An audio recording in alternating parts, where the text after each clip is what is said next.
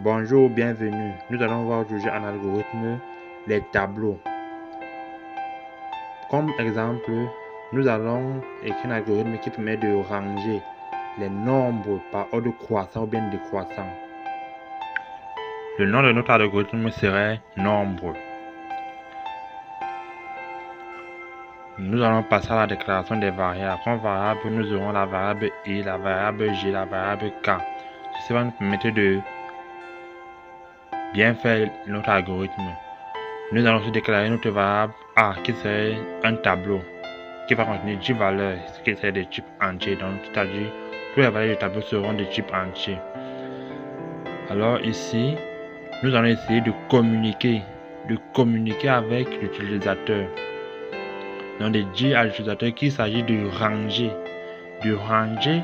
des nombres,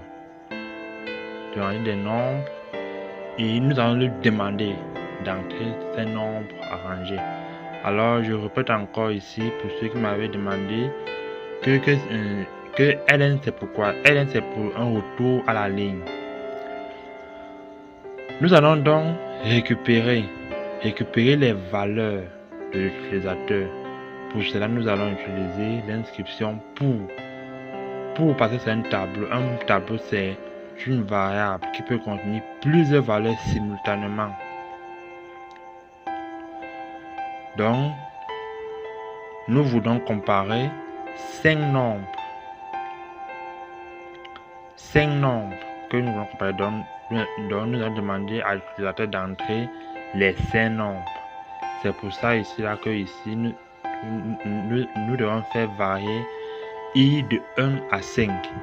Si c'était 10 nombres, on devait faire varier i de 1 à 10. De rappel, on ne doit pas aller au-delà de 10 car on a indiqué plus haut que le nombre d'éléments que le tableau peut prendre est au maximum 10. Nous allons passer au cœur de l'algorithme. Ici, là, ça va consister à faire quoi? Ça va consister à comparer les nombres de telle façon que lorsque le nombre est petit, il se place en première position. Alors là, on fait quelques petites modifications, quelques erreurs de saisie. Donc, je disais tantôt que nous allons comparer chaque nombre avec l'autre de telle façon que le plus petit serait en première position. La clé, ça, c'est l'instruction si.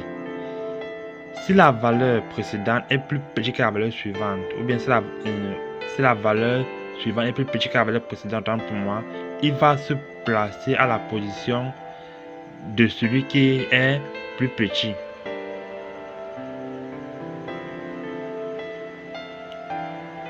Pardon, il va se placer à la position de celui qui était là auparavant.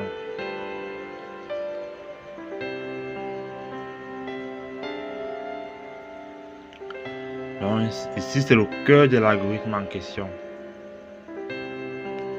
Pour ceux qui veulent plus d'explications par rapport à cette partie, n'hésitez pas à m'écrire en commentaire. N'hésitez pas à faire une explication exceptionnelle par rapport à cette partie.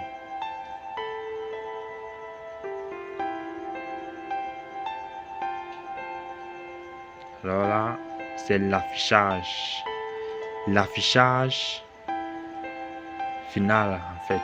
Donc les nombres qui ont été classés. Ça, nous allons utiliser l'inscription pour.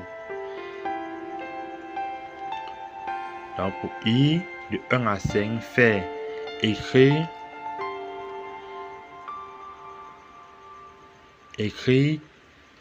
a de i. Donc a, c'est-à-dire les valeurs du tableau rangées dans l'ordre croissant.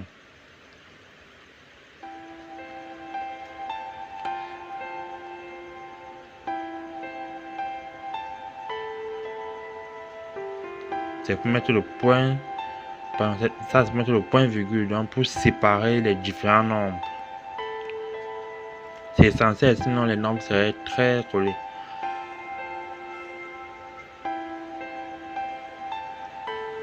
Alors si vous avez aimé la vidéo, N'hésitez pas à liker, à la partager surtout.